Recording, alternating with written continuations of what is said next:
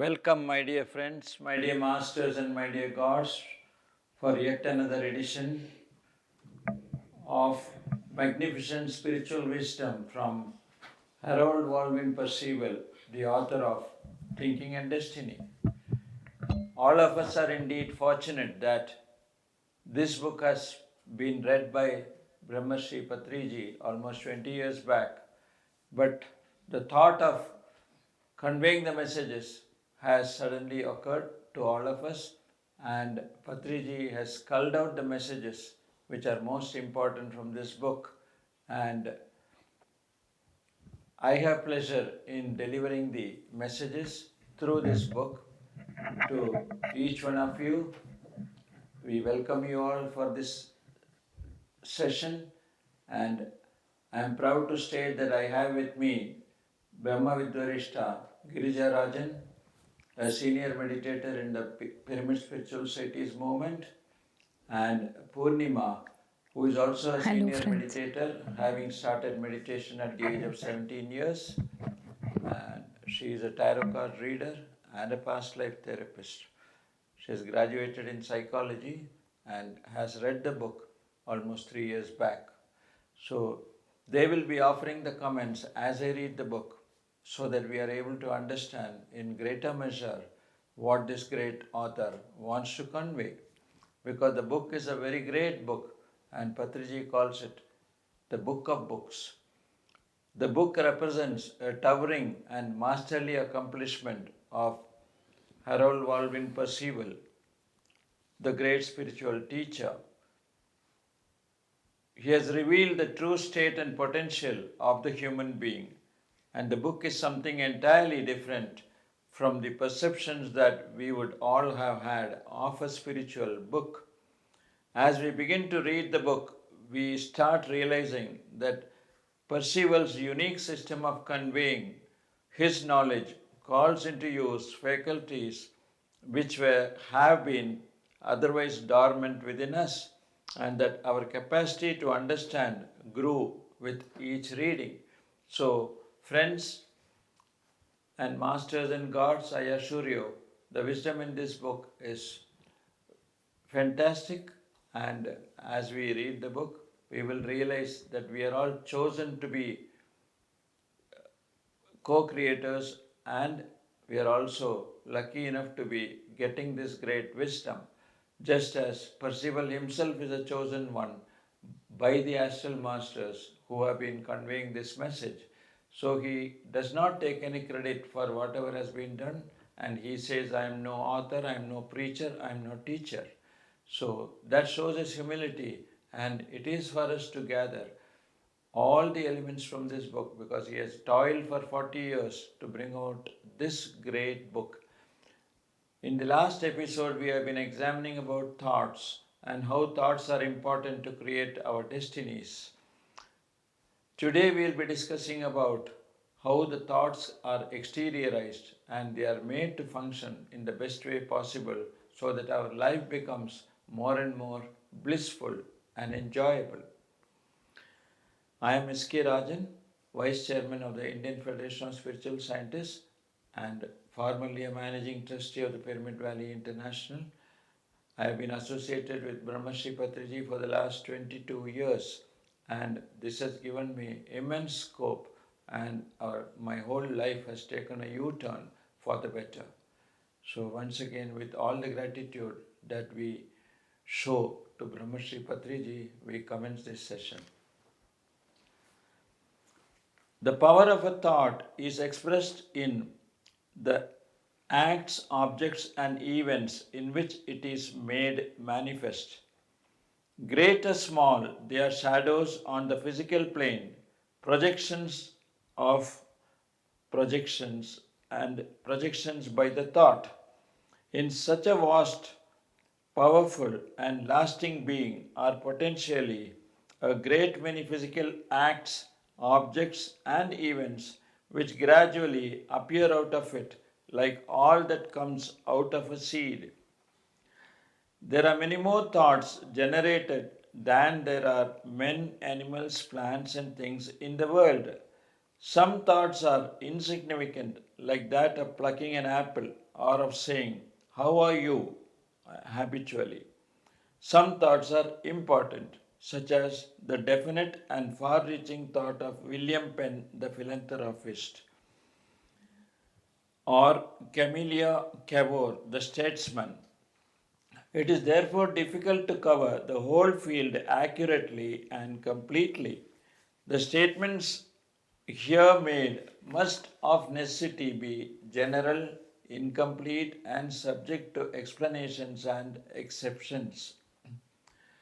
Thoughts are either conveyed, gestated, and born, or are former thoughts of the same or another person which are received, entertained, and issued again. Usually, a thought conceived and born is entertained and issued many times before it is exteriorized. Yeah, such a wonderful explanation about thought.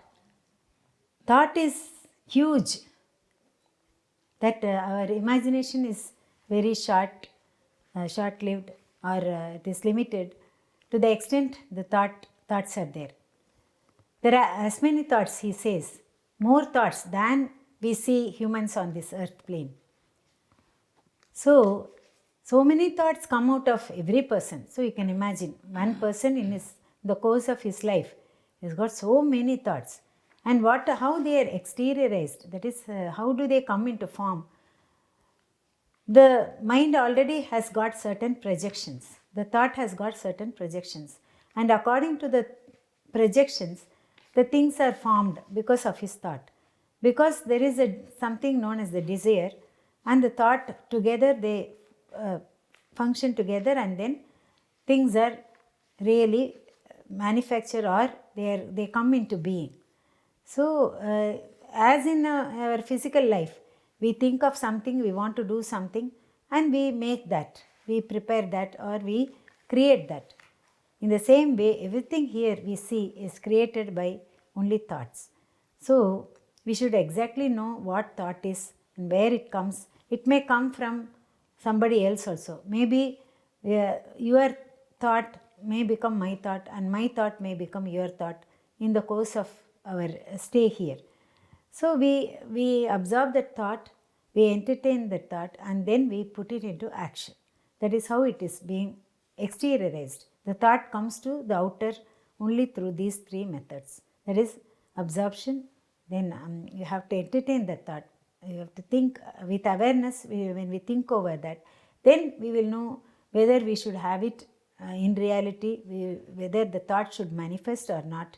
All those things will be dealt with within seconds, and then we put into action. We go into action, doing that, creating that thought into forms that we see.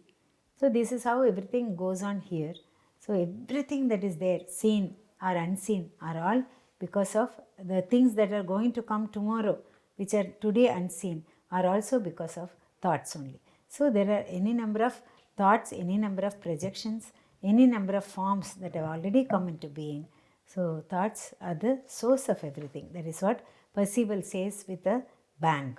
So, hi viewers. After hearing the paragraph and Mrs. Girija Rajan, we can come to an understanding that we either our thought is created from our own self or from the atmosphere or the place we are in. Like there might be so many other people with us, so it might be their thought too.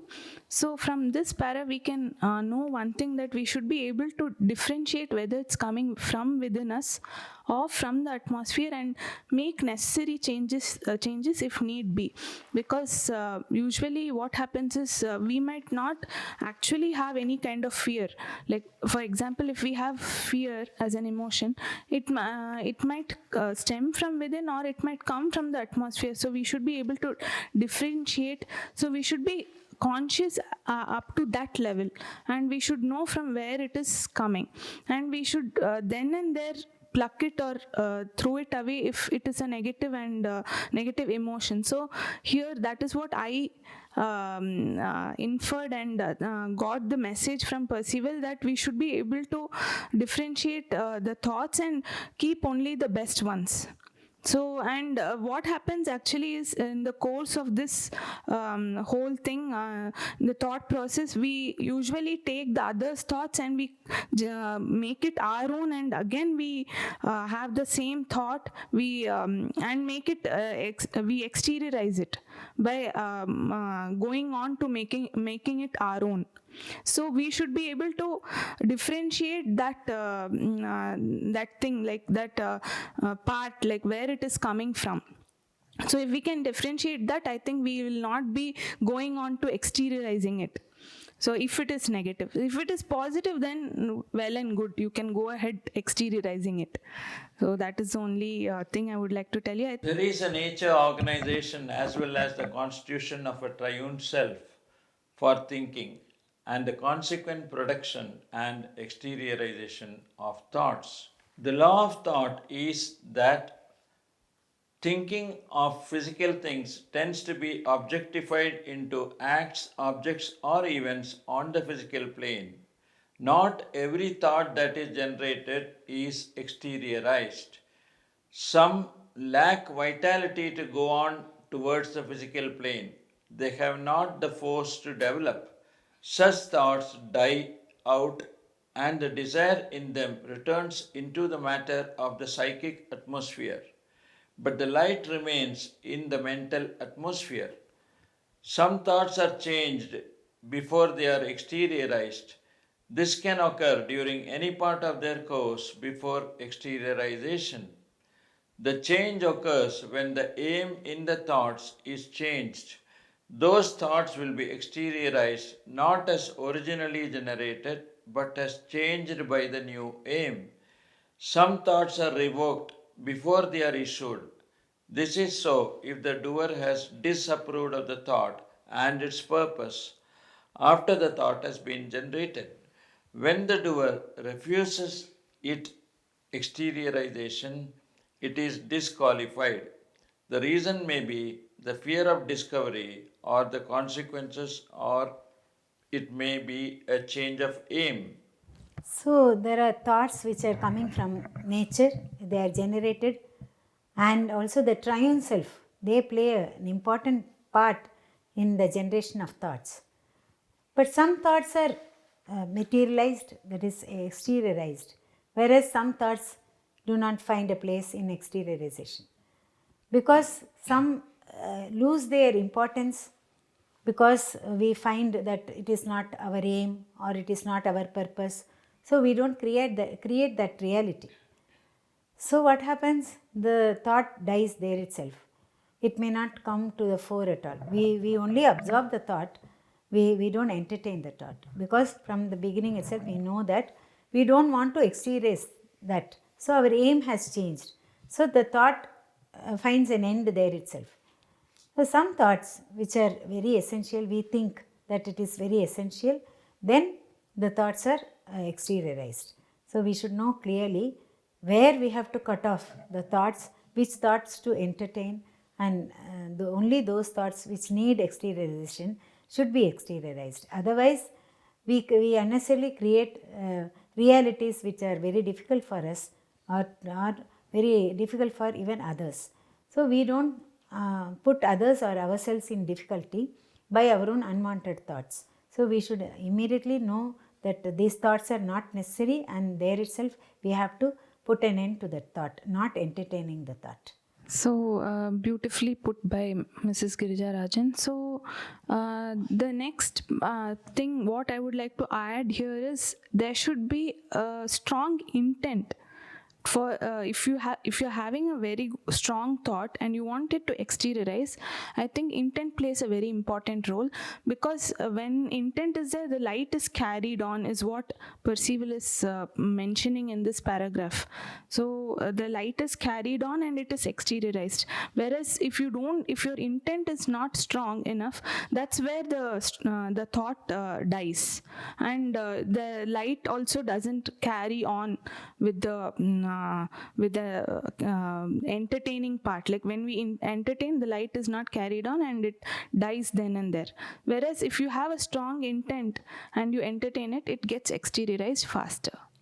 Yeah, in this connection, I would like to add one more thing, that is the intent that actually draws the strong intent in us, actually draws the thought to us.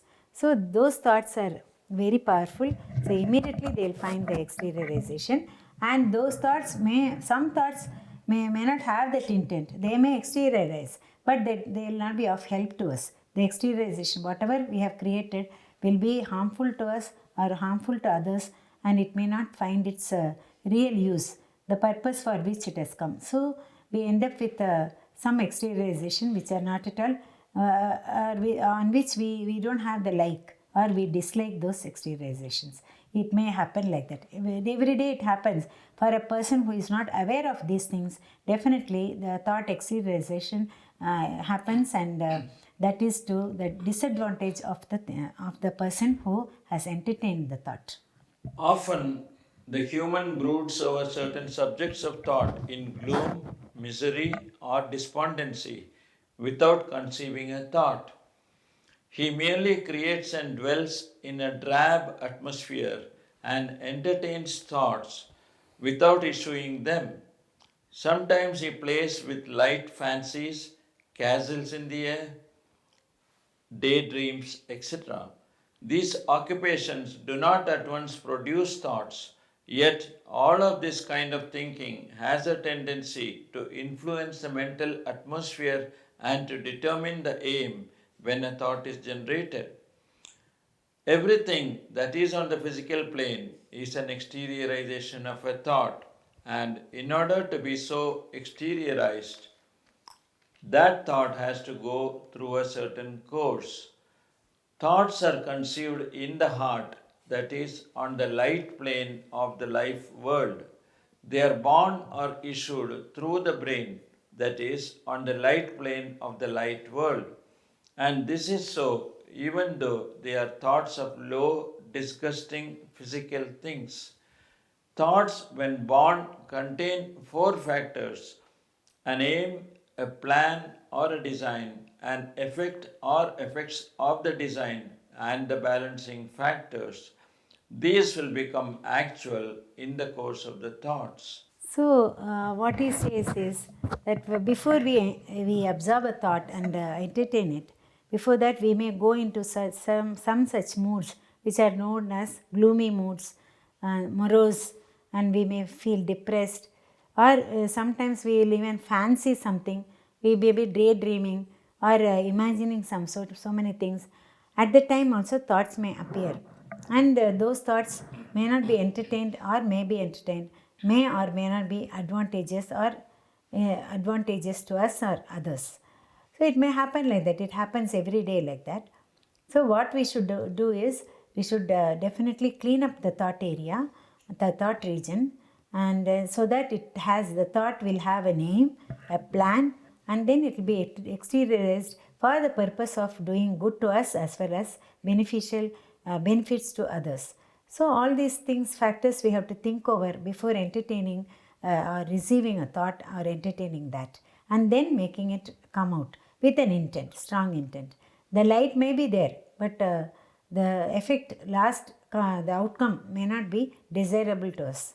So we should be very cautious, and we should be aware what sort of thought crosses our mind, that we should be very aware of.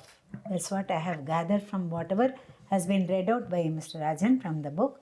Extremely great. So it paves the way for our to entertain the best thinking. The best means beneficial to us as well as beneficial to others. The outcome of the thought will be beneficial. Like that we should entertain. So we have to be very aware, conscious of our thought region. I think most of the points have been covered by Mrs. Girja Rajan, but one thing I would like to add here is, he's talking about, Percival is talking about the general people who are not meditators. I think meditators won't have these, it dies a natural death. Meditation gives you that extra benefit, that is, you will not be having such thoughts as you keep doing meditation. You will become more conscious conscious, and I think building castles in air, and some kind of unwanted thoughts will really not be there with regular practice of meditation.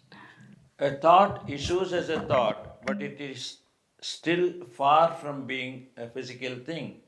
It issues as a point on the light plane of the light world, on the nature side.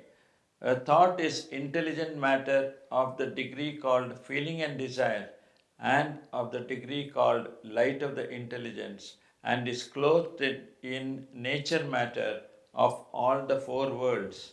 But these clothes, potential as a structure within the point, become actual in its course towards exteriorization. When the structure within the point develops outward from the point, a thought tends to carry out the potential design within it.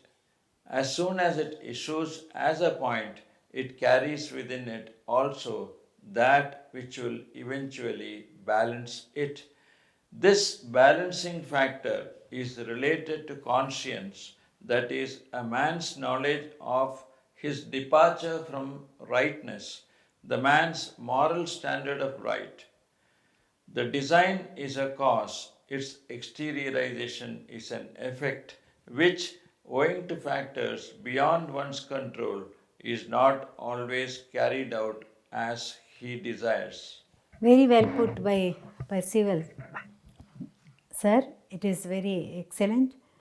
All the thoughts do not materialize, because even though all the thoughts which are issued do possess the energy, the light within it, and also the factor that balances the thought, even that is carried in the thought. So as soon as we receive all the thoughts alike. But what thoughts we have to discard and what thoughts we have to entertain, that depends upon our awareness, how we are aware. And this awareness is definitely, as Purnima has said, it is definitely developed due to by practice of meditation. Regular meditation brings this awareness to us, gives us this awareness to choose amongst thoughts. So many thoughts may come, but what all thoughts we should entertain, that depends upon the awareness that we have. So as we proceed in our life, definitely meditation helps us to choose the right, the beneficial thoughts for us and for others. And definitely all these things have got their power and all that, but some thoughts do materialize, some thoughts do not materialize because of our entertaining it, or our awareness in that, and also our intent put into it. So all these factors, they go into formation of the exteriorization of every thought that is being entertained by us. So we have to be very careful which thought we entertain, which thought we discard. So viewers, here I would like to mention that one other thing Mr. Percival has mentioned here is some thoughts have come from the knowledge we have about our rightness. That is, he says it comes out of the innate knowledge that we have about dharma. That is rightness, meaning what we have to, what is right and what is not right. So that rightness, from that point, our thoughts come out. So what I feel is thoughts arising also depends on the development of the person or the level of his soul, is what I feel. And here, after listening to this paragraph, I think on this earth plane as of now, I feel only Patriji is only master who's having the highest thought forms, I feel, and because that is why his thoughts exteriorize so very quickly. It's coming from and another point he has made is, it is all coming from the light plane. light plane, and it comes through the heart of the person. So he's got the highest knowledge about rightness. Patriji as of now has got the rightness at the highest level. So it is so very clear from this paragraph that his thoughts are so going to get exteriorized so very quickly. So we are all going to witness that great day where we will see the whole of earth full of meditators and the whole of earth with full of pyramids. So that's going to be a great celebration. This is going to happen very soon. So I feel, and we all feel, so very fortunate to be in this time. I would like to add a little more, that all sorts of thoughts will come for any person. That is there in the thought region, it is all everywhere. So it has got energy, it has got the rightness, it has got, everything is there. But we are not aware which one is needed for us, which is not needed for us. So as we improve in our mastery, as we do practice the meditation in a regular manner, definitely we get a sort of a quickness or the ability to discard certain points, some thoughts, and then to only entertain certain thoughts. And immediately, for those people who are at the level of Patriji, definitely the thoughts that he entertains, it definitely immediately manifests, because he knows which thought to, he is very aware in the area that all thoughts will come over and we have to select those thoughts. So in the selection and in entertainment of those thoughts, they are very, very quick and they are very perfect. So as we practice meditation, definitely we also will get to know all these things, and we will be able to entertain only such thoughts which are very, very important for us, which will be beneficial. Otherwise, we go into the ocean of thoughts and we ourselves get lost there. So all those awareness will not be there, rightness will be lost. So and the fullness, the completeness of the thought, that is the balancing factor, will also be lost. So many things will be lost in that. So if we get confused. But a meditator will definitely be clear in his thought, in his mind, so that he will be able to select the best thoughts, only the few thoughts, very few thoughts, that are the best thoughts, and then it will immediately come into formation, or it will become exteriorized very fast, and for the benefit of all the people who are living here. The exteriorization of the design is one thing, the exteriorization of the thought as a whole is quite another. If the exteriorization of its design is also the exteriorization of the whole thought, the thought is balanced at once. This is the case if one does what he knows to be right, because it is right, without attachment to the results of his actions. It is also the case in trivial affairs where conscience does not warn against the thought or action. But if the thought is not balanced at that exteriorization, then exteriorizations must continue until in time by someone exteriorizing the whole thought has been exteriorized and is itself balanced by the doer. A thought may find exteriorization either as an act of the one who thought it or as an event happening to him because of the exteriorization of the thought of another person which his own past thought brings about. To balance a thought is to return to nature all that is nature matter in the thought, and to return to the doer all that belongs to the doer. The balance is made at one of the exteriorizations of the thought.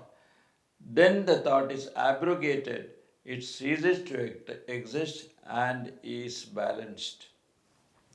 See, Percival always talks about balancing of thoughts. What does it mean? It means that we have to exteriorize all the thoughts. Either we do it, or in a group together we exteriorize that. So our thoughts will come into existence or will be manifest by the thoughts of others also. Suppose for example we wanted to build a pyramid. Then all the others were joined together. They also entertained the same idea and we worked together, and it came into being. it was exteriorized. So the thought has gets manifest there. So because of that, the individual thought has come to has got its balance and it no more exists. So when a thought has to exteriorize, it also depends upon so many others whose thoughts are also alike. So the thought may have had been entertaining by us and so many others also in a for distant past. We do not know. So even those thoughts come into exteriorization after a later time. So it is the design and the rightness that really brings about the exact, if the design before thought and before exteriorization, the design then comes to the mind clearly and the picture is held in the mind, then the thought is exteriorized, then we know for certain it is the rightness is there due to the presence of the conscience. The conscience voice is heard and then it is exteriorized, then definitely it will be right. Whatever is exteriorized will be for the benefit of the humanity. That is how it is happening. We have seen that. So rightness is also very important. So the conscience should be heard and then the action should be taken accordingly. So one other point I would like to add here is what Mr. Percival says is even the thought we should not be attached to the result of the thought. So immediately that gets exteriorized, and that's how pyramids have been built till now, with thoughts alike of different people and same thoughts, and they have not attached themselves to they are not attached to the result as to when it should be built, or it should be built now, I need it immediately, or I want to see the pyramid immediately. Nobody has had such thought, such attachment to that thought. The result, the exteriorization happens quickly. Yes, every action has got a result. Definitely, the cause and effect are there. So when we are not attached to the effect, then the thought gets balanced very easily when it gets exteriorized. That's what Percival says. A human balances a thought when he performs a duty willingly and intelligently without attachment to the results. He may not know about the thought or the method by which he balances it. Nevertheless, the thought is balanced by him. Some of the events which will exteriorize the design may follow only after long periods.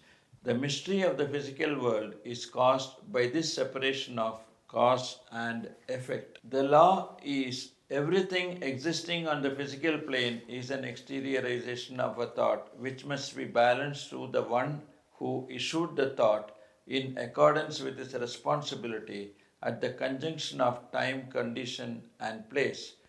Thus are explained the seemingly unjust, arbitrary, or accidental events in a person's life. Whatever happens to one happens at the conjunction of time, condition, and place. The physical events which occur to a man may or may not be exteriorizations of his own thoughts, but the psychic events, the feelings of joy or sorrow which he experiences from each and every event in his life, are the results of his own thinking. This is very, very beautifully explained. That is, we only our own thoughts we think are exteriorized. No, sometimes it may not be our thought. It may be the thought of somebody else. But we may rejoice in that event. That event happens, some event happens. We may rejoice, even though it may even give pain to others. So such things are happening. We see that every day. So such things really definitely has to be paid for, because the person has rejoiced in that, the effect of that is already happened, and so already set in motion. So the cause is there in which the person has rejoiced in the event, and so the effect definitely he has to face it.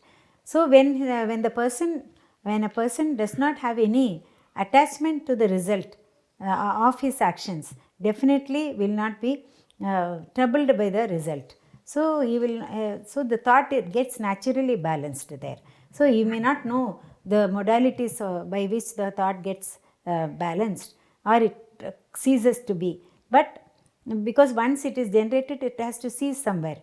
So it ends somewhere. But he need not know all those things. But if he does not have any importance to the results of his actions or his thoughts, then definitely it gets balanced. And the exteriorization of the thought will not affect him much at all. So this that condition of a mind, when he has no attachment to the objects he thinks of, then that condition will be gained only through regular meditation and regular reading of books and hearing others' meditation experiences. All these things, sadhana, swadhyaya and sajjana sangatya together really will develop a person to that extent where he will not attach himself to the objects that he thinks of. So, friends, one point is it's very clear from this paragraph that Mr. Percival has told that whatever be the event or the exteriorization, the feelings that you carry, you have, that is the main factor. You have to be aware of that, the feelings part, because how you are feeling is the most important thing. That you have created is what Percival is saying. So when you become more and more aware of yourself, of your feelings, then I think you will naturally in some period of time you will not be attached to those events or whatever is being exteriorized. You will not be directly involved in it, and you will be able to make a balance out of it. So you will not be actually attached, or you will not be perturbed or overly happy, or nothing will be there. So you will be balanced, you will be in a neutral state, just as an observer. You will be, and it will be easy for you to balance each and every thought and attain Buddhahood. That is what Percival has told in this paragraph. Joys and sorrows, sensations and emotions are furnished to the human as experiences. Through them, he should learn, that is, get mental results. If he will not learn, the experiences are repeated and intensified until he does learn. All joys and sorrows are the results of events which are exteriorizations of prior thoughts. The sensations are produced by physical means, slight or potent, and the physical events and conditions are called physical destiny. So here Percival says that every sorrow, every joy has got its result. It has got some lesson to teach us. So until we learn that lesson, until we come to know of it, and we come to know of it through the mental plane, and then make it a lesson, and we learn from that, it will keep on, the exteriorization will keep on happening.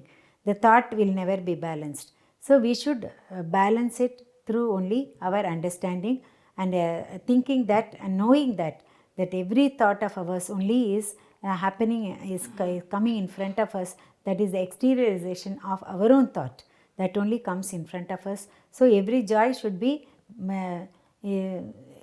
enjoyed, no doubt, but it has got a limitation. We should not be overjoyed. At the same time, we will not be over sorrowful also. We should know that all the sorrows are only the exteriorization of our own thought. When we take that responsibility, definitely our life will be more smoother, very easy to live, and we will be beneficial to us and to others also. So, as I had told you before, the awareness that we have over our feelings is the most important thing. So, friends, I will conclude by saying that the thoughts, the thinking that Harold Percival has utilized to write the book and convey to us this great spiritual wisdom needs all the great compliments required. And as we all know, as members of the PSSM, Patriji often says, face is the index of the mind, words are the index of the soul. But then here is one unique author, Harold Percival, who goes to the root of the whole matter by saying, it is your thoughts that matter. They are more important, and because from thoughts alone, the words are generated. So, So we should pay all the complimentaries to this great spiritual author. And with these words, we end this session. Thanks to Girija Rajan and Purnima for their expert comments on the subject of exteriorization of thoughts. Thank you. Thank you.